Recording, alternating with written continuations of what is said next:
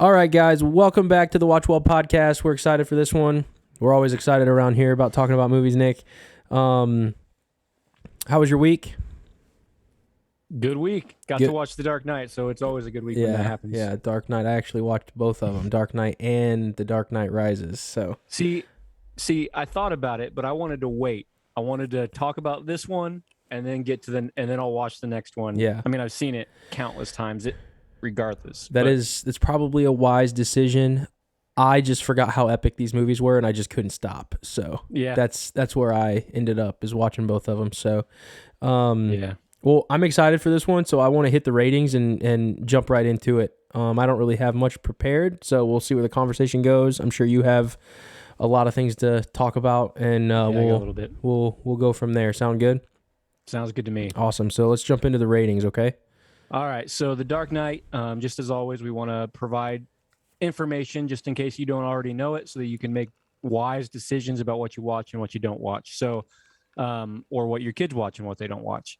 The Dark Knight is rated PG-13, and that is for intense sequences of violence and some menace, which is interesting. I've never heard the word menace referenced in a rating before. I don't think I have either. Yeah, it makes sense for the movie, but it does. What's the standard level of menace that crosses you over to rated R? Yeah, I have no idea. I don't know how you measure. I don't know how you measure menace, but PG-13 for intense sequences of violence and some menace. And Common Sense Media, the official rating is 15 and up. And then parents say 13 and up, and kids say 12 and up. What do you think? See that? I think I agree with the 12 on this one. Yeah, me too. I think that the kids got it right. I think the kids got it right, because I don't know. I have to say that I think Batman Begins, so last week's movie, I think Batman Begins is more frightening in terms of monsters and scary images with the Scarecrow than The Dark Knight. Now, The Dark Knight is a darker movie than Batman Begins. For sure. Only because, how do I want to say that? The level of psychosis that the Joker is in. Would you agree with that? Yeah. I mean, the Joker's definitely, it's a completely, we'll get into it a lot more. Yeah. Okay. Yeah, I don't want to jump too far ahead. I mean, he's just the personification of everything evil. Yeah. But, yeah. So before we get into the movie, this was released in July of 2008. So if we were to go back in the time machine, where was Parker in July of 2008? July of 2008? Or just 2008 in general. Like, what was life like in 2008? Well, I don't know if I should age myself for the listeners, but I was much, much younger, so I would say life was much, much less responsibility. Yeah. I don't know if you're trying to get me to say that I was in the movie theater with you watching the movie. I was going to get there, yeah. But yeah, so we were, when the movie came out, I think were you probably the first... 2008, were you living with me and my parents? No, that was 2010. That was 2010, okay. So yeah, that was 2 years later. Okay. So yeah, 2008, you, me, and your brother, Cody, went to see this movie on its opening weekend. It wasn't opening night. Was Alex with us too? Yeah. Yeah. I think Alex was with us too, right? Yeah. Yeah. God, do you remember what he said? He went, eh. He went, eh. Like, what are you? You shouldn't have even been here. Go home. We did not invite him. We did not invite him to The Dark Knight Rises. Yeah. Yeah, that was crazy. But think about the world in 2008. And the reason I'm bringing all this up is because I'm going to get to the point where I want to kind of touch on this movie being a perfect example, or a perfectly timed, I guess. So like 2008, July of 2008 specifically, George Bush was still president, right? Mm-hmm. Barack Obama wasn't elected until November of 2008. Okay. So the things going on in the world. We've got the war on terror still happening. We're still looking for Osama bin Laden. All of that's still going on in the world. We got troops everywhere in the Middle East, like carrying out that. I think troops in Iraq, troops everywhere, like weapons of mass destruction. We've got still very much in the wake of 9/11 in 2001, we're like still very much a world impacted by that. So you've got conversations about surveillance and conversations about, what is ethical? Can a government suspend their citizens' right to privacy if it's in the name of preventing terrorism? Like all that's going on in the United States, specifically in 2008. And this movie, The Dark Knight, takes all of those situations and somehow wraps it up in a superhero movie. Right. Like, do you see that? I do. Yeah, it's like this movie was perfectly timed. But yeah, at the same time, it's timeless. Like, you can watch this movie at any point, and it's incredible, no matter what. Yeah. Kayla, my wife, actually watched this with me, and at the very end of the movie, she goes, like, that's just an amazing movie. Right. And she just looked at me, and she goes, it's amazing. Yeah. Transcends superhero or comic book. Like, it's incredible. It's just a fantastic movie. Right. And another thing people kind of forget about, and if you don't know, I'm not going to hide it. When it comes to this movie, this is my favorite movie of all time. Like, I've seen this movie more than I've seen any other movie. This is not just my favorite Batman movie. This is my favorite film that I've ever watched in my life, and nothing really comes close, to be quite honest. This is just, in my mind, this is the best movie that I've ever seen. So I might be maybe a little too biased and maybe even a little too positive when I talk about it. But yeah, this is by far the best movie I've seen, in my opinion. But so if you go back, again, going back to 2008, a lot of people forget how popular this movie was. Like, because you see today, like, you have the Avengers movies, you have all of these movies that are making tons and tons of money at the box office. And this movie made, at the time, in its first release, made $533 million at the box office, which is still good by today's standards, but not amazing by today's standards. But if you go back to 2008, there was only one movie ever that had made more than $500 million at the time. So The Dark Knight was only the second movie in history to make over $500 million at the U.S. domestic box office. The other movie was Titanic. So, like, to put that into perspective, at the time, no other movie except for one was as popular as this one. Like, it is just, we've kind of forgotten. I feel like it doesn't get the credit that it deserves as kind of an iconic cultural moment, cultural thing that took place, because, thinking back to that, everybody was going to the theater to see this movie. And it felt like it was even more popular than things like Endgame, or definitely more popular than the newest Batman. But what do you think about that? Well, I guess I would. I do remember. I was a lot younger, so you would have been more aware of those kinds of things than me. In that, 2008 is that what we said? Yeah. So I think that, I guess I would ask, are you more in tune with the hype of that film back then and less in tune with the hype of, movies like Endgame now? Because I think the Marvel films, if I'm not mistaken, you can correct me if I'm wrong, Nick, I think the Marvel films, isn't the demographic, or at least the average demographic or age, much younger than the demographic that was going to see The Dark Knight that created all that hype? Well, I do think, I think you're right that the Marvel films definitely target a younger audience than what this movie did. But I think what I'm trying to say is that this movie even transcended those markets. Okay.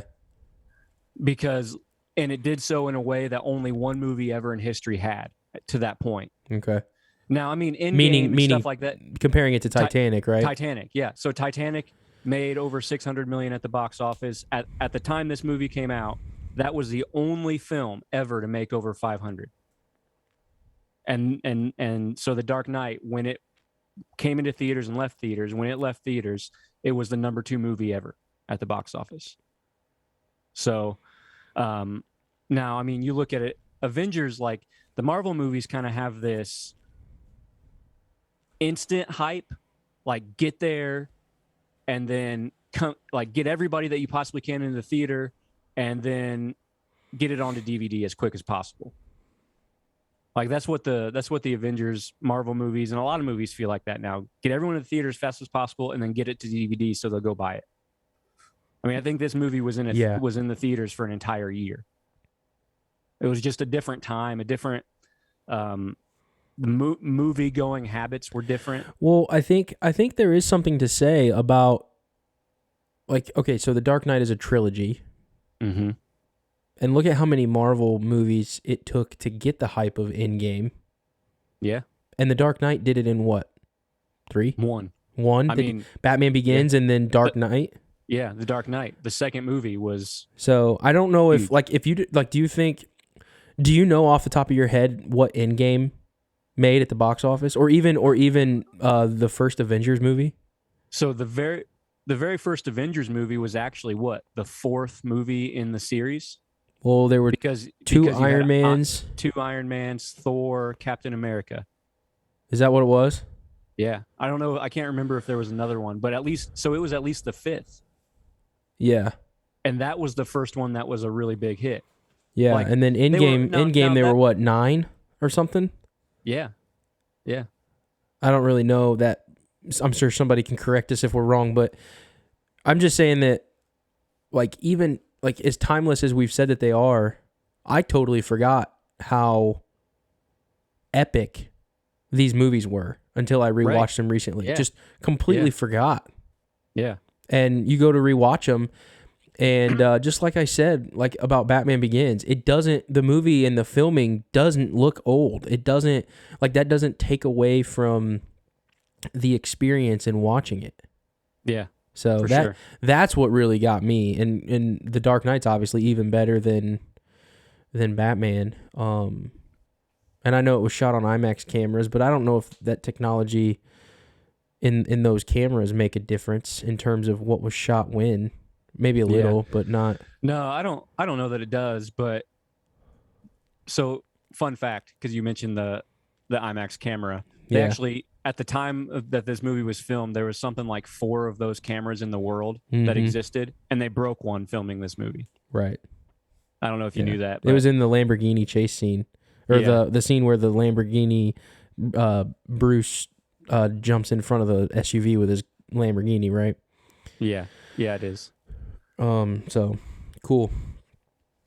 So beyond that, obviously we're both, so far I think it's pretty obvious we both like The Dark Knight. We both think it's a good movie, but do you have any other thoughts on the quality or anything, like what you thought of it outside of what you've said? Nothing that is superficial. I mean, I'm sure we'll jump into some of the other things later in the film. Yeah. Because I definitely have questions for you, and now that we're talking about it, and they're kind of hitting me. So you can you can keep going with the ratings and the characters if you want to. The movie breakdown or the rundown. Yeah. So I guess hopefully, I mean, obviously, 2008. Hopefully, you've seen the movie. If not back then, hopefully recently. But so the story is all about the Joker. That is the central conflict, and there's more to it than just that. But that's the central conflict. That's the most memorable acting performance. Basically, everything about this movie hinges on Heath Ledger's Joker. So, what did you think of the Joker? Well, I mean, we talked about this before the podcast a little bit, not, just in passing, but we both kind of agreed that the Joker is, I think your words were, the personification of just pure evil. Yeah. And I don't think there's any argument there. I think I really, I mean, just off the top of my head, I know that they in the story arc of, all the different characters, Bruce is talking to Alfred in the cave, and they talked about the jungles in Burma. I think, is that what it was? Yeah. And Yeah. when Alfred was in the military and they were looking for that man or whatever, and he said that they had to set the jungle on fire to burn him out. He said some people just want to see the world burn. They don't have any plans. I don't know if I'm bringing this up too early, but to answer your question, I think that the movie got it right, where there are some people in this world, and even further than that, there is a being in this world that wants to see it burn. Yeah. That's what I think of the Joker. Yeah, and I agree. And that's another thing that I really appreciate about really the whole trilogy, but especially The Dark Knight, is that it doesn't present its villains as misunderstood. Right?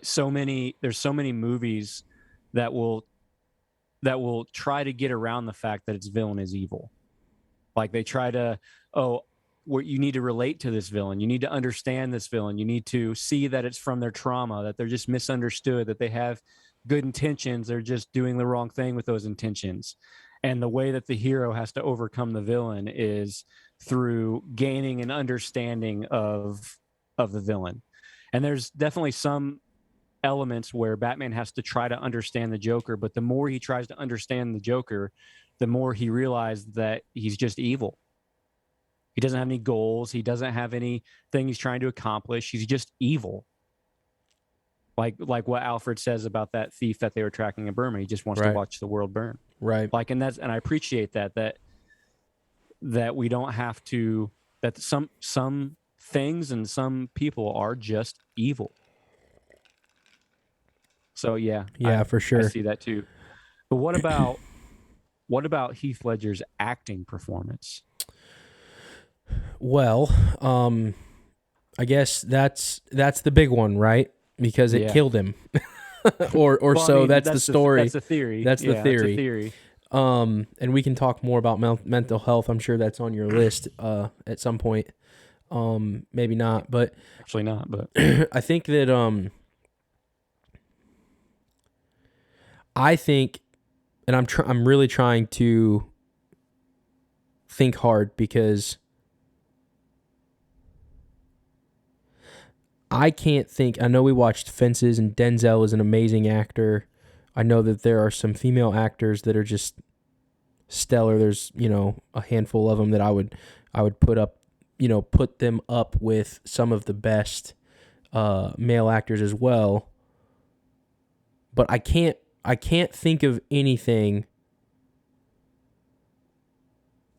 I don't know, maybe Joaquin Phoenix when he did the Joker, but even then, I don't know if there is a better acting performance in a movie.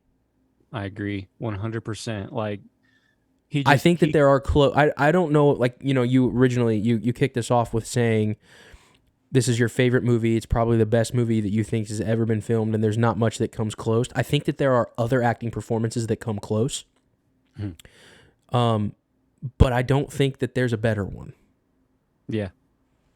Yeah, I think that's fair. I mean, because Joaquin Phoenix, when he did the Joker, it was like, I still think that there with the Joker and Heath Ledger's depiction of the Joker and his acting performance, I still think that there's a sense of detachment to the character where it's still a super villain.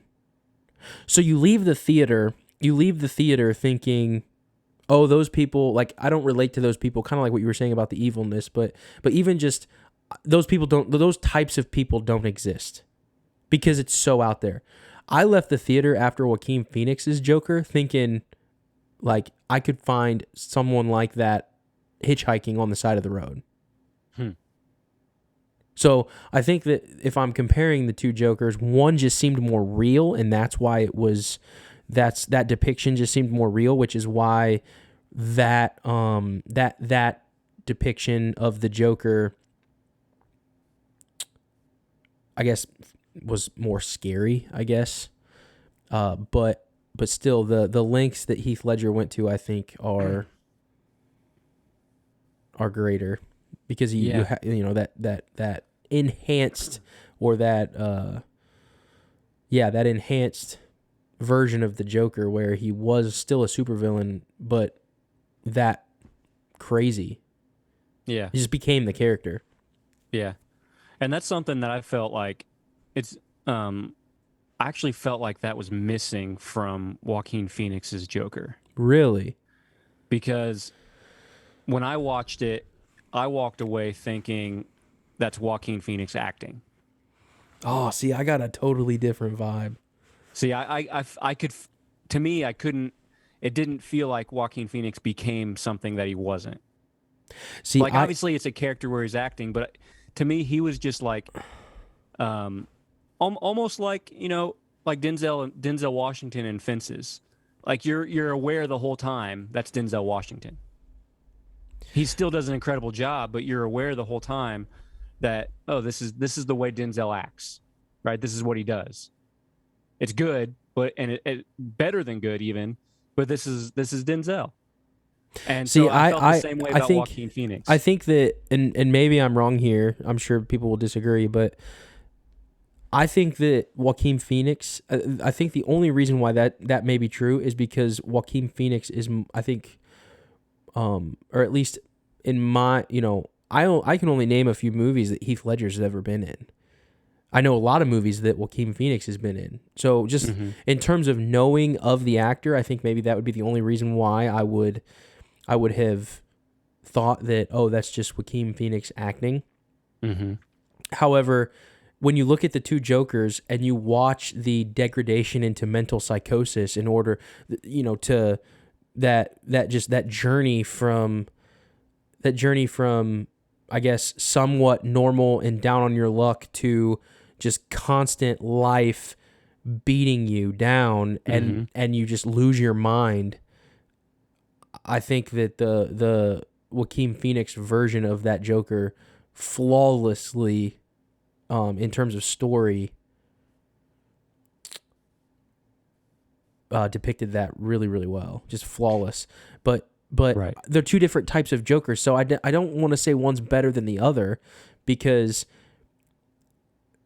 Heath Ledger's Joker wouldn't be as good if you could connect to it like you do connect to Joaquin Phoenix Joker. Yeah. It wouldn't be as good. That's the whole point. And I agree with that 100%. Yeah.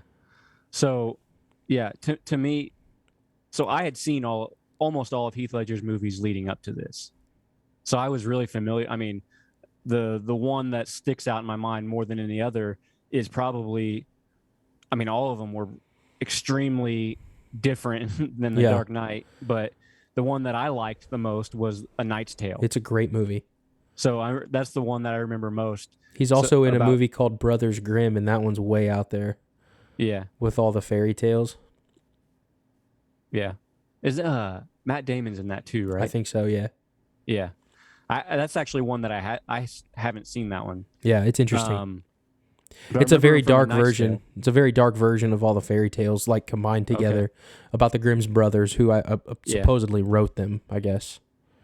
Yeah, and I don't think that if I didn't know that this Joker was Heath Ledger beforehand, I wouldn't have been able to tell anyone that it was. Agreed, but that's because of the face paint, and he looks so different. Well, I think it's because of everything. Like, I could have told you, if I didn't know Joaquin Phoenix was going to star in a Joker movie, and then I went and saw it not knowing Joaquin Phoenix was the star, I still could have told you it was Joaquin Phoenix. Well, I mean, I don't know if paint. Yeah, but Joaquin Phoenix didn't wear face paint for the majority of the movie, so that's hard to say. I think that's a hard comparison to make. Yeah, maybe. I'm just saying that Heath Ledger became the Joker in a way that I don't think Joaquin Phoenix did. I think that's fair. That's fair. Like, he is. And I think that's part of the reason why the theory is that that's eventually what killed him. Right. But who knows? So, yeah. Who knows? I think that that's a good conversation. It gets very circular though. Yeah. But that's Yeah. part of the fun, right? Yeah. And I'm probably biased against that Joker movie because I thought it was okay, but I didn't think it was any better than okay. Yeah. I can tell you that The Dark Knight's definitely more cinematic, and I think that adds to the level of epic that the movie is. Yeah. But yeah, man, I think Joaquin Phoenix did a good job. I won't take that away from him. I won't take doing a But good he's job. just not. It's just not The Dark Knight.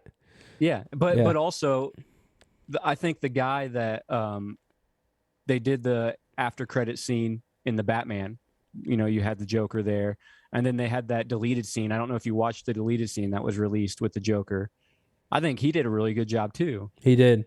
And I mean, it's hard to judge off of one or two scenes, but it's still not like it's just still not to that level. Right. And I think that going into Heath Ledger's Joker with Batman Begins behind you, I think that is a level that, you know, builds as well. Yeah, for sure.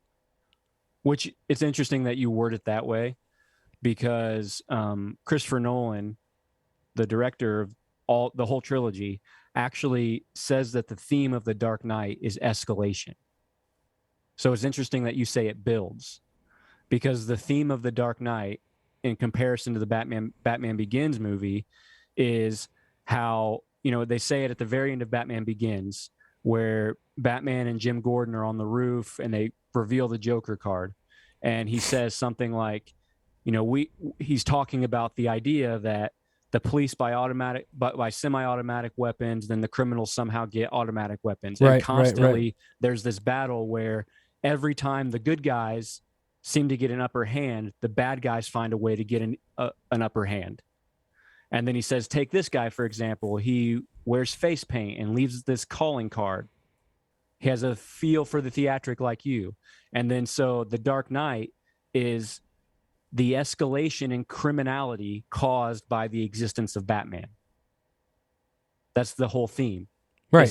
Right. So it's interesting that you worded it that way, that it builds, because that's exactly what it does. Yeah. Which leads us into an interesting point, and I don't want to, if you've got a structure, I don't want to take too much away from it, but oh shoot, maybe I just forgot what I was gonna say. Okay, so before I forget, superheroes doing wrong. Okay, So I think that if I'm, correct me if I'm wrong, but I think that this is the first time that a superhero does something wrong in a movie. What do you mean? While being Batman, and I know that we are gonna. I'm kind of referencing to the end of the movie a little bit, but while being Batman, it starts. You either die a hero or you live long enough to become the villain. Right. You either die a hero or you live long enough to become the villain. So the question is, did Batman became the villain? And it was built on a lie, based off of Batman taking the blame for what Harvey Dent did. Right. I don't know of another superhero movie where the character himself, Batman, sins for the betterment of Gotham or whoever needs saving, and it's celebrated amongst the people who are around, I guess. Do you have any thoughts on that? A little bit. Like, the whole thing was built on a lie. He took the blame for what Harvey Dent did. So if we're looking at this through the lens of our faith, what do you make of that? I think there's a very, very, very huge parallel to that very thing. But first, what I Well, thought you were I going would to say. agree. I would agree that there's a huge parallel, but it's not based off of a lie. If I'm tracking with you, True, but where I thought you were getting ready to go was the whole spying on every citizen of Gotham. well, I mean, we'll get to that. Yeah, I have another question that I want to ask you about that. Do you want okay. to talk about that one first? No, I don't have An an order? order in mind. I mean, I have some things that we're gonna bring that I want to bring up, and some more structure that I want to get to, but it doesn't have to go in any particular order. So, um, so the parallel that I see is a hero. That whole quote: you either die the hero, or you live long enough to see yourself become the villain. And so, in that one quote, you sum up the entire journey that Batman goes on in this film. It sums up everything. It sums up his entire journey through the film. Is he literally sees himself become the villain, and that's the quote that he uses when he's saying when he's talking about the lie. But the parallel is, and you're right, there's no one-to-one comparison. So we're talking about, how do we interpret this? How do we view it through the lens of faith? The parallel is Jesus Christ on the cross took a penalty that he did not deserve. He took a penalty as if he was the criminal who deserved that death. And on the cross, he took that penalty for people who actually were the criminal, who actually were the evildoer. And Jesus took that upon himself. Jesus became hated instead of those who should have been hated. Jesus took reviling and took hatred upon himself rather than those who truly deserved it. And I think that's the parallel to what happened with Batman and Harvey Dent in that situation, because I don't think you can look at a story, a fictional story, in the same way. You can't look at a lie in a fictional story the same way you look at a lie in real life. Does that make sense? I want you to explain more. Because it's pointing, because everything in a fictional story is pointing to something different. It's a symbol for something. It's not that, Batman isn't actually lying because Batman's not real. He's being written to follow this path of action. Yeah. Right. So it's not the same. So for the flip side of that is, if we're watching a true story about a cop who it was actually a real thing, who let a criminal go free and lied and said that he was the one who did, the wrong thing, or he took blame or cast blame elsewhere, or whatever that lie might be. That's an entirely different type of story. Okay. And so I would view the actions of those characters differently between fiction and then nonfiction. Gotcha. So, but in this regard, what I think is being pointed to, and I don't think, from what I know, which isn't anything, I don't know if Christopher Nolan is a Christian, but I think what's being pointed to is that idea of somebody who is innocent taking the blame of somebody who is guilty. Somebody who I guess I took that a little. taking the blame of the guilty. Which I took that a little different, because he's not innocent. And I mean, in the, I guess, the framework of how I'm viewing this, it's the first time Batman, I'm trying to think because I don't know for sure, but I think it's the first time that Batman isn't innocent. Because he's set, I mean, and I know, to your point, I think that you do have some merit to say that you have to look at the lie differently, which, I didn't really think about before. I think that's a good point because it sets up the entire plot for the third movie. But at the same time, when we read in Numbers, I think it's 32:23 where it says what does it say? Be sure your sins will seek you out or something like that. To paraphrase, I mean that's depicted across the second and third movie. So you have to look at it as if there's a consequence for lying across the trilogy. And I don't want to talk about the third movie. I'm just saying that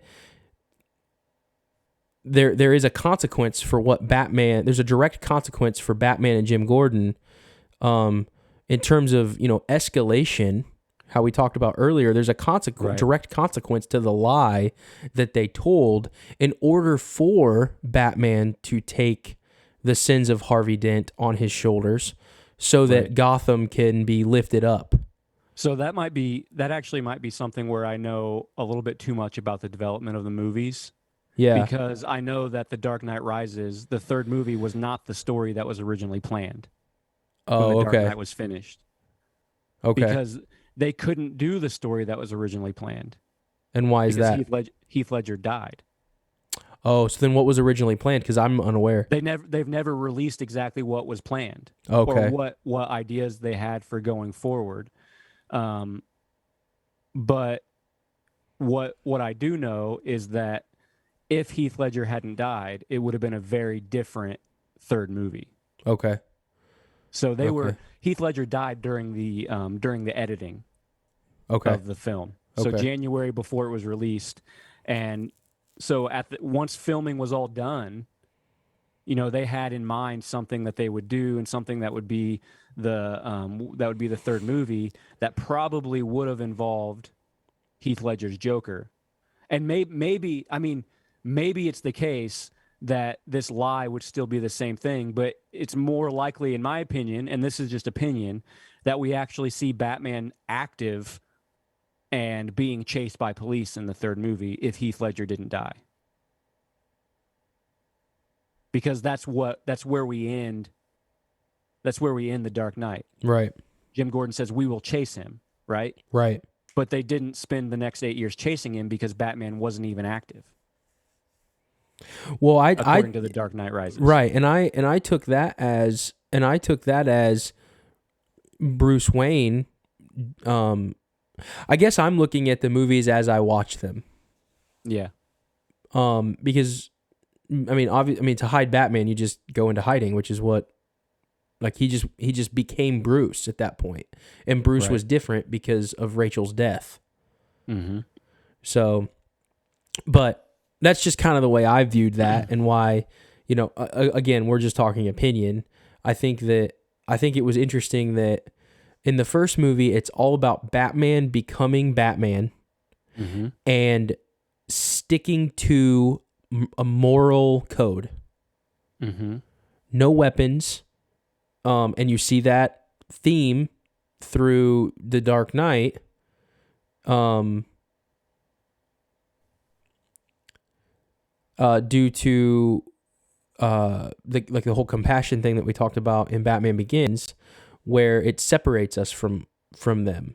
Mm-hmm. He made that quote, and this is the first time where Batman isn't separate from them.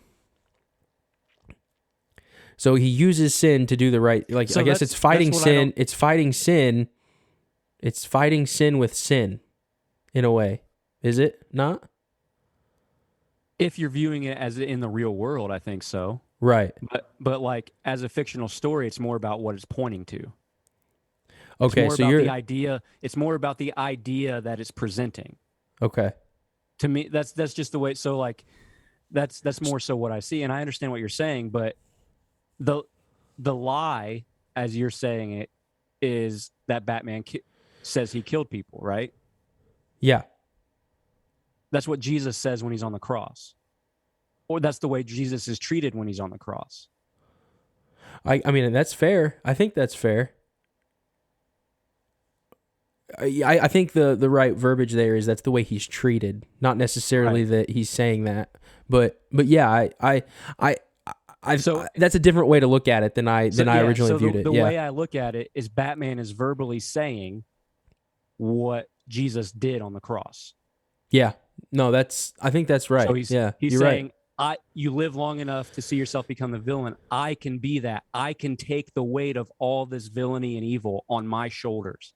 I can take the punishment. I can take the chasing. I can take everyone bearing down on me as a villain, right, for the sake of Gotham's salvation. No, I like it. Yep, we'll go with that. So that's the way I like see it. Yeah, I like it. Yeah, sorry for going around in circles a little bit, but it just hit me. Good. This is a good conversation. I like it. Watching it more recently, I was like, man, this is the first time that a superhero has done something wrong. And you could still look at it that way. I'm like, but the question. So the question is, I guess let's look at it from my perspective. We both would agree that any amount of sin is wrong. Right. So then in real world scenarios, and this is like way off the cuff here. Oh boy. And I think this will lead into the whole privacy thing, but what is okay in terms of deception when you talk about national security, and when you talk about we hear in all these other movies, and we know in real life where it's like above your pay grade kind of things. Is lack of information that's valuable or vital to survival a form of deception? Where's the line, I guess, is what I'm asking. Like, what, in your opinion, what would the line be? That's a really good. That's definitely a question that the movie puts at the forefront. Yeah, like, because you can't, because like a real world scenario. If, let's take, I don't know, maybe we could take The Dark Knight. When they're in the boats. No, I don't even know. I guess the thing that jumps out to me is Armageddon, the movie Armageddon, where the meteor's coming. It's gonna hit the planet and kill everybody. Yeah. Do you tell the planet, or do you not? Do you risk mass chaos and anarchy, or do you just let people die in their ignorance? Yeah. Is there a lie there that is sinful? Is it based off of the heart and the intent of why you're committing the lack of information? Is it? I mean, what are your thoughts? Right. I think it's all of those things. Okay. I mean, and I don't know if I can answer where a line is, but the thing that comes to my mind is, have you ever watched 24, the TV show? One or two episodes. Kayla, this is why Kayla should have joined in, because she loved 24. Yeah. So Katie and I just recently watched it. I think we watched started in season 4 and went all the way through the end, but because I hadn't seen it from that point. But so that's a big question in that show too. Like, here's this, terrorist with a nuclear bomb just about in every season, or some type of weapon that they're going to use to attack people, and they have 24 hours to save them. Or they have 24 hours to stop it. If they don't stop it, then millions of people will die. Do you tell those people that they have a day to live? Yeah, or do you just go about assuming you're going to stop it? Yeah, and the reason why I bring this up is because the entire movie is an ethics problem. Exactly. Every part, second of The Dark Knight is ethics. Yeah, that's what it is, and and that's the point of the Joker. Yeah, I think it's to draw out. Do you throw the child off of the bus, or the boat, or do you whatever the moral dilemma is? That's the point, is to get you to choose, and to and more specifically is to get Batman to not be innocent. Yeah, that's the whole point, and he succeeds. Because Batman lies at the end, and he bastes for the betterment of Gotham. He's got good intentions, but for Gotham to continue in a to continue being hopeful, I think that even though at the end of the movie Batman says, "But the Joker cannot win," I can do those things, and kind of like what you were saying. The Joker still wins. If you view that, Yeah. If you I think that you kind of have to, because, I think both points hold validity. Yeah. Because you have to, because it's the point of the Joker. Mm-hmm. But then again, I think you can also make the same parallel where how you took it, where it's more metaphorical. Yeah. So yeah. So that's for sure. Yeah. And the ethical stuff that you're talking about gets right down into, are criminals as valuable as people who aren't criminals? Like, would it? Well, yeah, So I would say yes. I mean, Well, yeah, looking but through they the lens, are. looking through the lens of your faith, you would have to say yes, because Right. they were bought at the same price I was. You were. Exactly. Our listeners but when, are. But when it comes down to life for life, when you think, if they don't die, I will. Well, when it comes down, yeah, but that's still a choice, and the choice is, are you going to sin or not? Exactly. It has nothing to do with what the other person's going to do, because they have to make their choice. But that's the ethical dilemma that's Correct. faced in the movie. Right. That's the thing where they're on the boats, and yeah. No, I'm just answering the question in terms of like how we would view it through the lens of our faith in reality, where the Joker, I forget how he puts it, but pretty much that you can only control what you can control, and the decision is, are you going to remain obedient or are you not? I think you can correct me if I'm wrong, but we, in our Bible study, we're actually going through the gospel chronologically by event, though. So it's really interesting, because we're going event by event. So you're bouncing around Matthew, Mark, Luke, and John, obviously, and somewhere in there, I think it was John. Or either Matthew. It said it's when Jesus is being tempted in the wilderness by Satan, and in one of those books that referenced that, it talked about how the measure of faith, you can't truly measure one's faith without temptation. And I think that the movie really plays into that, because, I mean, that's pretty much the moral dilemma that we're talking about is, are you going to remain faithful to Jesus and remain obedient when someone else might not, and it directly affects your ability to live? Right. And that's the question. I mean, that's really what it comes down to. So based on the way that you see that final scene where Batman says he was the one who killed the police and Harvey Dent was innocent, and Batman killed Harvey Dent. So that lie that you see in there, which I see that too. That is a lie in the story. That is for sure a lie.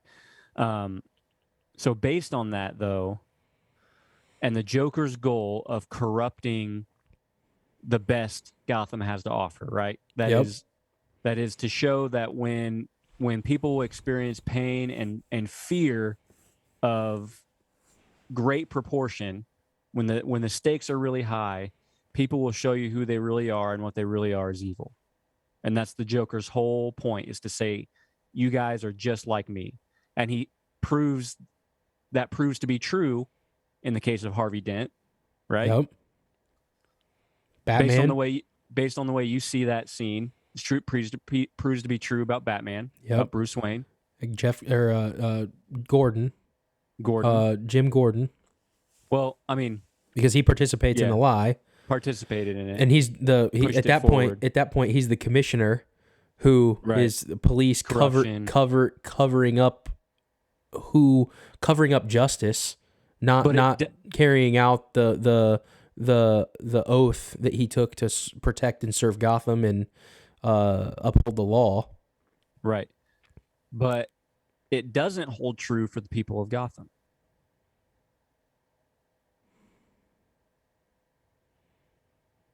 It doesn't hold true for the people of Gotham. For the regular, everyday people of Gotham, they come through. Because again, you have to look you're at right. it as Yeah, because what like you're talking pictures about are being but even the regular people, but even the inmates. So like the people Right. on the boat. I'm including them in that. Yeah, they did the right thing. Yeah. Especially the inmate that threw the detonator out the window. Right. Yeah. Yeah. So our heroes aren't good enough, No, they're not. but we are. Right. It's so almost what it's saying. Well, really, what it's saying is the heroes aren't the heroes. We are. Right. Yeah. Right. The average person can be the hero. So then if we look at that, and we could, I mean, there's so much we can go into with this Yeah, movie, this is good. So does Batman make Gotham worse? Does the existence of Batman make Gotham a less safe place?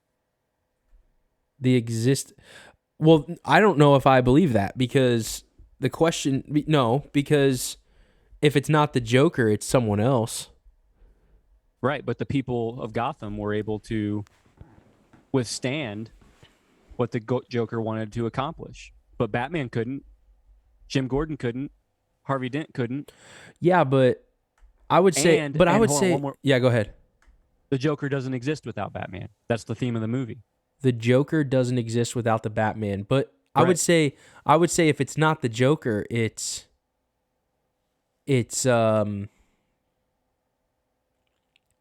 so I don't like the trajectory of thought that says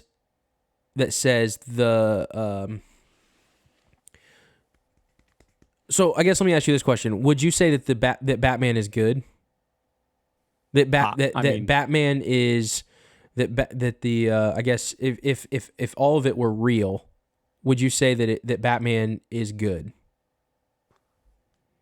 I mean, yeah. I mean, depending on how we're defining good, but in a general sense, yeah, that Batman is good. Sure, yeah.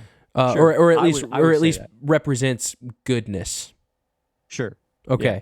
Like good and over evil. So not perfectly righteous, but right. So yeah. what I'm saying is or the thought that, or the logic that states that if good exists, evil will find a way to beat the good, so therefore the good shouldn't exist, so that we would experience less evil. I don't know if that is logically sound, because you should always increase the good to fight the evil, regardless of how much evil is there. Right, but it seems like the theme of the movie is that particularly Batman himself causes escalation in what evil is willing to do. And I guess I look at it as okay, so you either have Falcone or you have the Joker. Is any amount of evil, any amount of prey on the innocent okay? No. So then therefore if Gotham is so corrupt that it needs a symbol, because in Batman Begins he talks about being a symbol. He could be immortal, he can be those things that he lists off. I don't remember exactly off the top of my head, but he could be immortal, right. He can be everlasting, I think is one of the things he says. I think it's justified. I don't necessarily jump on the train of remove Batman and the Joker never doesn't exist. I don't know if or at least maybe the character. That's the stated theme of like the filmmakers. Well, what I'm saying is it just looks different. If it's all real, let's say it's all real, Batman doesn't exist, you're still going to have men that want the world to burn. He's just not going to be painted in a mask. Right. Is my point. Fair enough. But the question is Batman the one who can actually help? Or is it actually the citizens of Gotham No, who can I'm accomplish on that team. I'm on that Yeah. team where if you change the hearts and mind of the people themselves, you no longer have those that prey on the innocent. Yeah. Like if everyone understands that it's not about them, obviously love the Lord your God and love your neighbor as yourself. If you follow those, then you are the hero. I think the movie resoundingly depicts that well, especially with when they're on the boats. So yeah, the heroes are the people of Gotham. But so I guess your point stands. Your point stands in terms of if the people can do it, or I guess how do I want to say that? If you're obedient to like the Christian faith, that would take care of the majority of the evil. You know what I mean? Like you would be like if we, I don't know. I think you know what I'm saying. Do you know what I'm trying to say at least? Yeah, I think so. But I think I'm coming more. So I'm not viewing the story as real. I'm viewing it as a fiction story with a point that it's trying to make. Okay, go ahead. So it looks to me like the point that it's trying to make is that the people of Gotham don't need Batman. That even in Batman Begins, it's Bruce that says he needs to be a symbol. Gotham doesn't say it needs a symbol. The everyday people of Gotham don't say they need a symbol, don't say they need something to follow, or don't say they need hope. It's Bruce that says that needs to happen. So I'm gonna try to make a like come up with an example on the spot here, and it may be a terrible one, so just bear with me. I would say the way I look at this is no different than a teenager. Okay? If you compare Gotham to teenagers, do teenagers need parents? Are you saying Batman is the parent? I'm saying that if Gotham as the teenager isn't going to choose to save themselves, even though they have the ability to as citizens, which was proven in the dilemma with the boats, they need someone to save them. If they're not going to do it themselves, someone else has to step in and do it, which is how I define their need. Which is how I define their need as, or is how I define the need for Batman. The need for Batman is as far, or is the citizens need Batman when the citizens don't choose to be the hero themselves. When they cease to be the hero themselves and make the good decisions, then they need Batman. If they choose to make the decisions for themselves as a mass on a mass scale as citizens with righteous choices and abstaining from sin, then they don't need Batman. But with the trajectory of Batman Begins, where Gotham is just this petri dish of corruption, they weren't choosing to do that. But it doesn't say that the people on the boats are two entirely different groups of people than what has focus in Batman Begins. Are they though? If you Yeah. say the citizens of Gotham, you're talking about the police force. You're talking about inmates. You're talking about your everyday citizens, which would include those that are corrupt. When you have your entire police force, I'm primarily talking about people who don't serve in governing authority.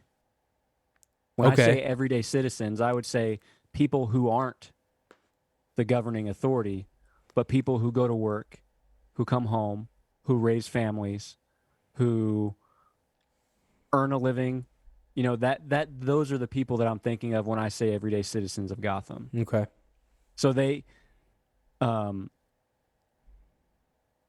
so I guess at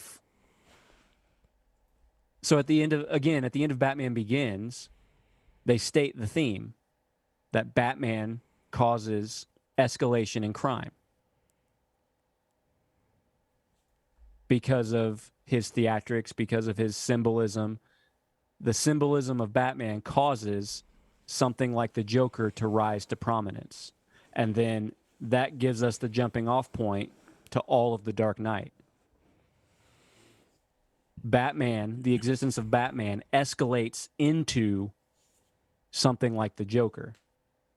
You could parallel that to arms races, like the United States stocking up on weapons, or let's just as an example, stocking up on military weapons, acting like they're going to go to war when there's not an imminent war to go to, causing another country then to act out against the United States.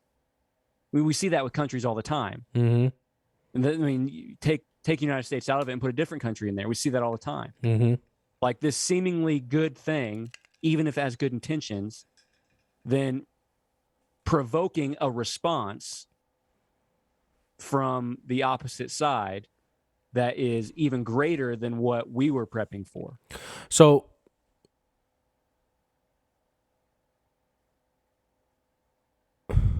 yeah, I don't know what I think, man. I still think that the movie, I don't know. I think two things can be true. I still think that the heroes can be, I still think that the heroes can be the citizens, but when they choose not to be the hero, you need Batman, regardless of whether the Joker exists or not.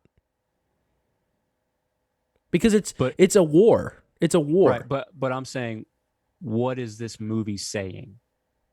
I'm not arguing whether Batman in generally should be in existence. I'm saying right. Well, what is this movie saying? Right. I would say the movie is saying that there shouldn't be a Batman. Like I would agree with you. If you're just talking about the plot or the overarching question of the movie is Batman causes more harm than good. Or does he? Or maybe that's just the question that it's asking. Well, and that's why it doesn't land on an answer. And that's how I was answering you in those terms. Yeah. But I think we agree on the question of the movie. I just think that maybe there's a little bit of a disagreement in the answer. Yeah. I was more so playing devil's advocate to hammer home the point of that question. Right. No, we agree on the question. Yeah. So I just don't know that I would say that there isn't a need for Batman, because originally, I guess what I'm drawing on is my preconceived idea of what Gotham was in Batman Begins, which is the whole point of Batman, because it was so corrupt. Like, I guess my assumption is that it was so corrupt that everyone had a hand in everyone had a hand or took part in the corruption. You know? Yeah. Which is why they needed Batman. Now, maybe I guess we're filling in the gaps differently, but yeah, because I don't see it as Gotham as a whole being corrupt, but rather the people who are supposed to be protecting Gotham are corrupt. Okay. So that's the way I've always viewed. So, like, the district attorneys are corrupt. The sheriffs, the mayors, commissioners are corrupt. Like, the people who are supposed to be in a position of service and serving the good of the people, instead of serving the good of the people, they're serving the good of their own wallets. Right. And that's kind of the corruption that I see in Gotham. Yeah, and maybe coming in to do what they aren't. Right, and maybe I'm taking it too extreme in terms of how corrupt Gotham was, but they never. I mean, correct me if I'm wrong, but did they show any normal people, quote unquote normal people, who, like, when did they give the or when was it depicted that there are people in Gotham who don't take part of, like, when was that shown? Is there anything shown in Batman Begins? Yeah. I mean, Bruce says it to Ra's. When does he? What does he say? Do you remember the When quote? he tells him that there are people that believe in good in Gotham. Okay. When he's, I can't remember which scene, but it's Because I know he says that. I know he says that to the Joker. When yeah, they're he says something very similar to the Joker. Gotham just proved that people are willing to believe in good. Right. Or, But when he says something similar to Roz as a reason that Gotham shouldn't be destroyed. Okay.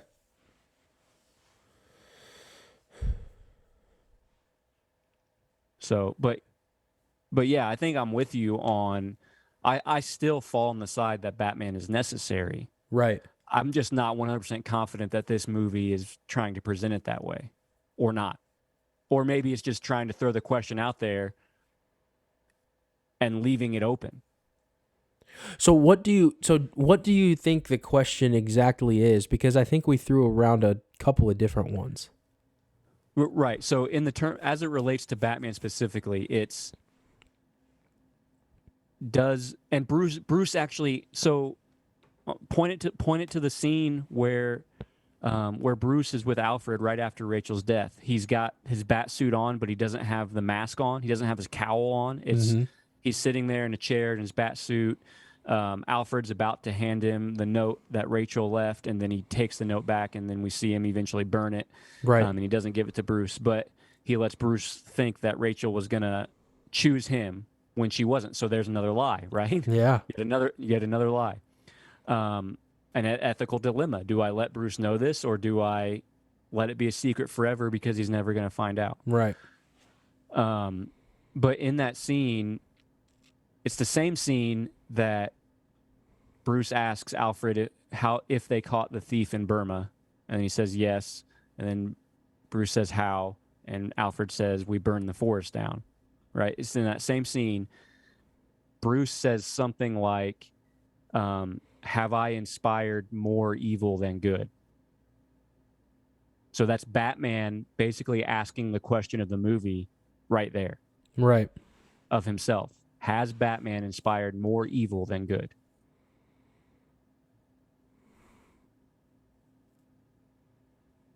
Has he brought more pain than peace?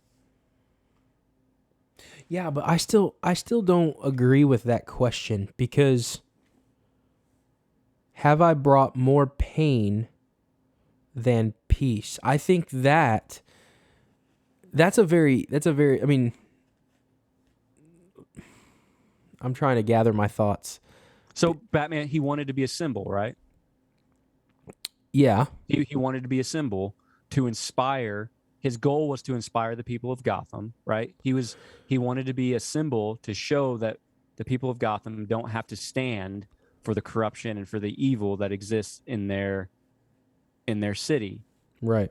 So the question is, with now, Batman views himself as the cause of the Joker. Specifically the Joker. So this question is specifically related to the existence of the Joker and the goals and the harm that the Joker is causing, the terrorism that is being that's happening in Gotham as a result of the Joker. Does the symbol that I've created did it inspire this evil instead of the good that I wanted it to? And then there's tons of I still say no. questions. I still say no. You still say no. I still say no, because even though at the end of the movie you say Batman ends up not being good and lies. Yes, because I look at each individual thing as an individual choice and act. Starting something with good intent. Okay, so maybe another probably bad example, but you can love Jesus and want to become a Christian and still sin. Yeah. Batman can want to do something out of good intent, create a lot of change for good, stop a lot of corruption, stop a lot of bad things, protect a lot of people. And the Joker and the sins of the Joker are like the existence of the Joker are still like the Joker still bears the consequences and the punishment for his existence. Batman doesn't. They're two different. I look at them as two different things.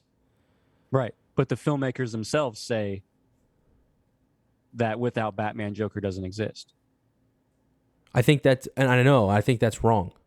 So, I don't really care what the filmmakers say. Let me just say that. But we're talking about this movie, right? We're not talking about Batman in a general sense.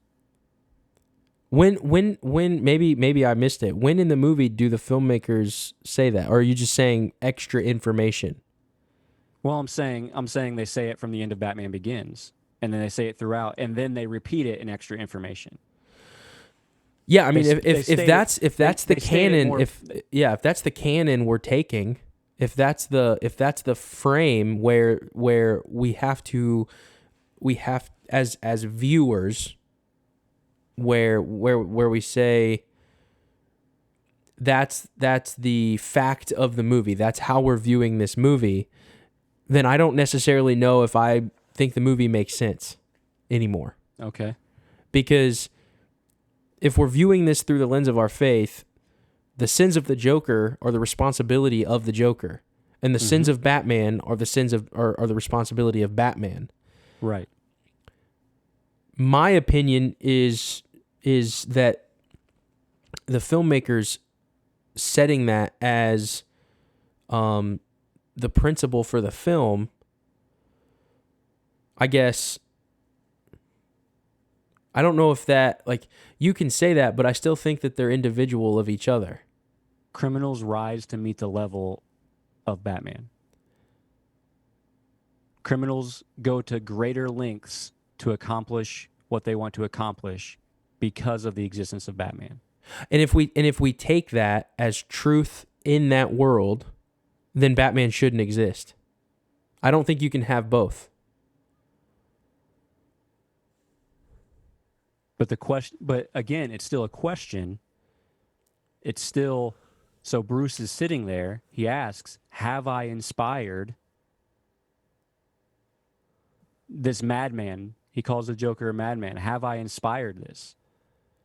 And I would say no, because I would say no. You're saying the filmmakers would say yes. I'm saying that's the theme that they're putting forward. I'm talking in overarching themes, not necessarily in individual actions or events. Yeah, and I would still say that I mean, I guess you would think yes. So therefore, I guess the next question would be, if the Batman does inspire Joker, if the Joker doesn't exist without the Batman, has everything Batman done up until that point worth it? Which is the whole point of the movie right there. You just asked the question that is the entire point of the movie. And I would say yes. Right. Because the sins of the Joker are on the Joker. It has nothing to do with the Batman. The Joker existing, I guess I look at it as insane and as psychotic as Heath Ledger's Joker was, that was going to occur regardless of Batman existing or not. And honestly, if Batman doesn't exist, it probably would have been even worse because of the mob before. Yeah, I just don't think that the Joker rises to prominence without the Batman existing. Really? Yeah.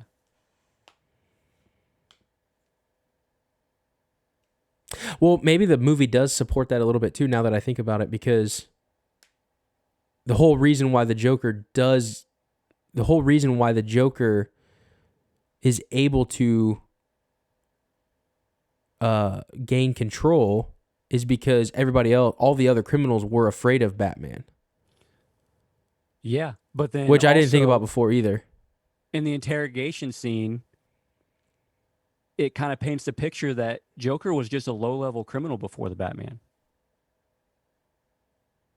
Because he says, I'm not going back to just ripping off so-and-so, whatever he says, because you complete me. Yeah, ripping off mob bosses. I Right. didn't look at that as him being a low level criminal. I looked at that as him being him, but existing in a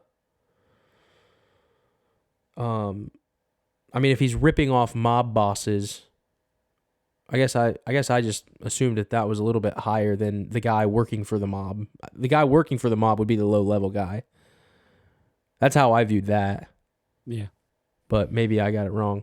I view that as again painting the picture that the Joker found his purpose when he found the Batman.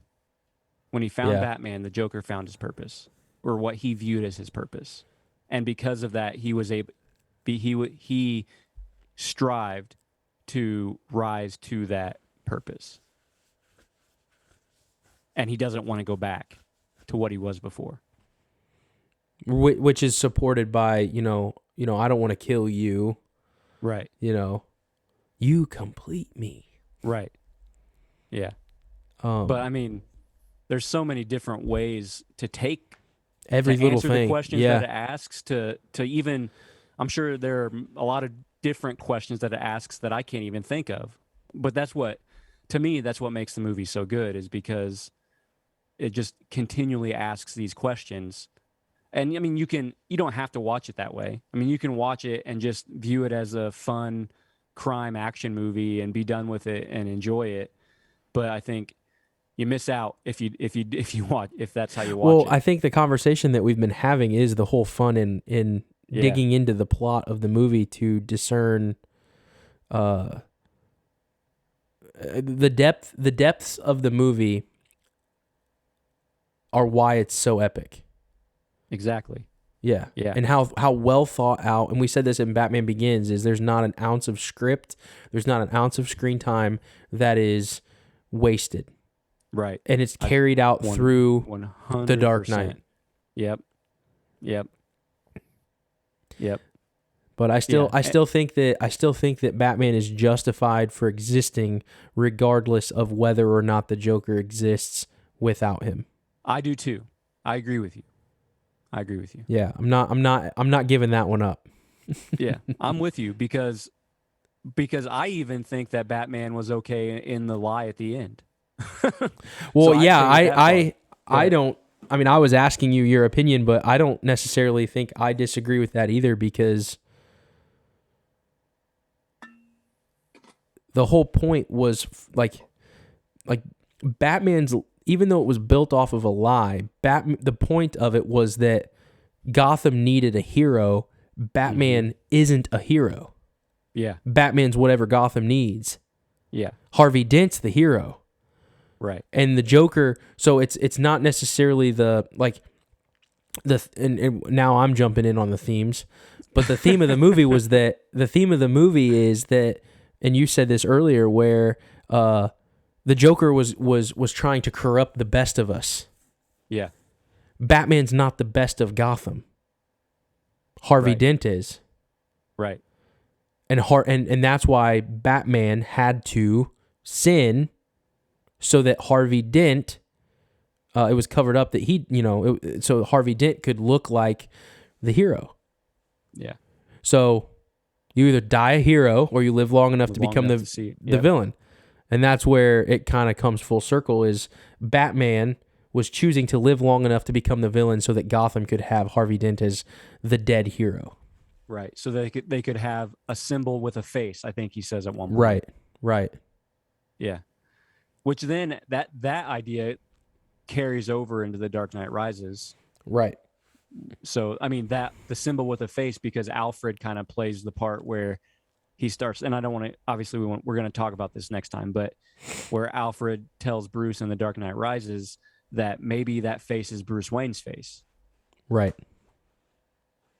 So, but another question, and I have no idea how long we've been talking, but another question. We can keep going, but we're at 1 hour and 20 minutes. All right. If we need to split it up into 2 parts, we can. Okay. Well, I don't know if we'll need to do that or not, but I don't think this will take extremely long. But this is actually what I had prepared. I had none of that prepared. Yeah, I didn't either. None of it. Not a single thing that we talked about so far. But it's far. good. But I did want to talk about another question that the film asks, is what does it take to overcome evil? Right? How far does a person have to go to overcome evil? And it kind of gives, does that person themselves have to become evil? Do they have to perpetuate evil against the evildoer? Like, how does a person Well, yeah, we've kind of overcome? talked about a lot of that already. Right. How does a person overcome evil? And, that's where, I mean, the answer is the person can't. well, hold on. We're going to get there. I got some You got some places to goodies? go. Yeah. So first, that's the question that's why Bruce is asking Alfred, did you find that thief? And how did you do it? Well, we burned the forest down. That's painting the picture. Is Bruce going to have to burn down all of Gotham in order to get the Joker? Right. Is he going to have to burn down the thing that he loves in order to stop the Joker, in order to stop this evil? Right? So what does it take to stop evil? And obviously, all throughout Scripture, we're given examples or given instructions on how to deal with evil, how to face it. So one such verse, Romans 12:21. Do not be overcome by evil, but overcome evil with good. Okay, so it's the responsibility of the Christian, and we can get further into application of what exactly that means, or exactly what, practically speaking, what do we do? But the principle that's laid out is that we do not become overcome by evil. We do not let evil overtake us, no matter the situation, but rather we continue and persevere in good. And that in and of itself will overcome evil. That's Romans 12:21. Elsewhere talks about whatever is good, whatever is pure, think on these things, focus on these things. Isn't that in Colossians? Yeah, it's either Colossians or Philippians. I didn't have it written down. It's one of the two. And so that whole idea of overcoming evil with good can be more difficult than it is to just say that that's what we're supposed to do. Like, practically speaking, it can be a lot more difficult. And many, if not all people, have experienced tragedies, things. I mean, there was one just this week, right? At the hands of true evil. Like, people have experienced trauma, pain, suffering at the hands of true evil. So just to say, do not be overcome by evil, but overcome evil with good can be difficult to actually enact.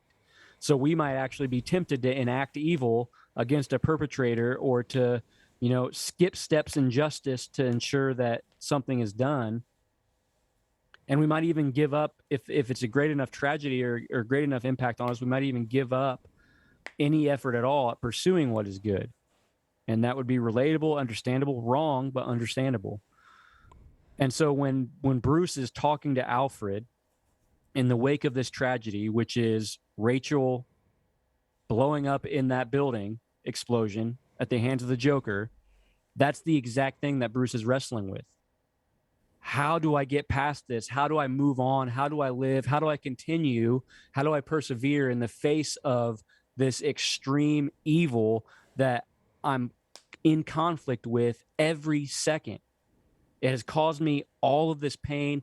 The love of my life is gone, has died, is because of this evil that I'm in conflict with every day. And that's exactly what Bruce is struggling with.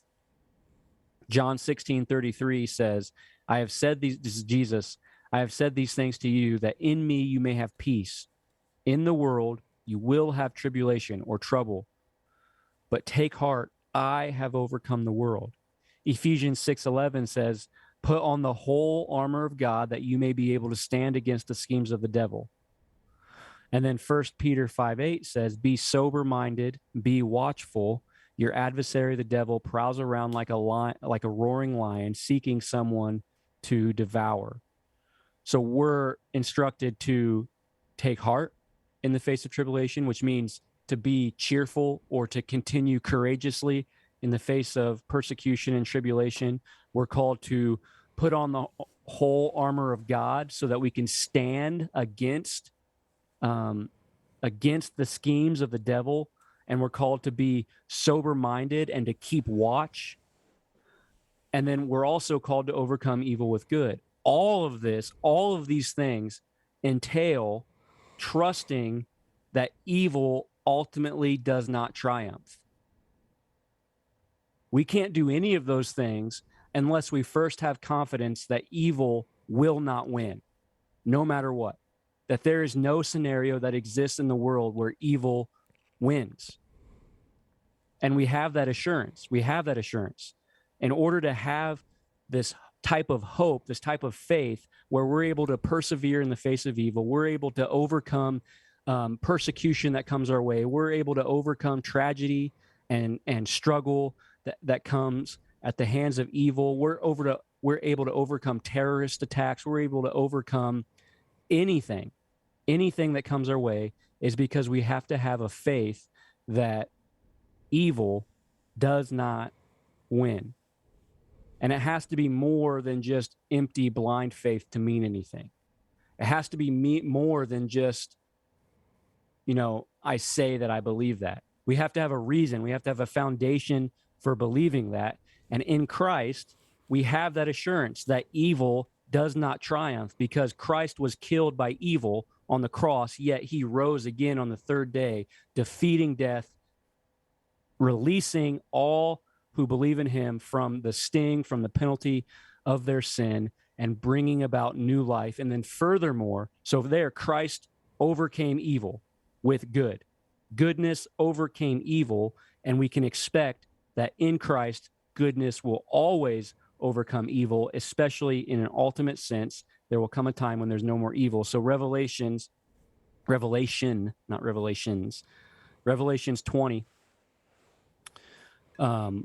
1-8.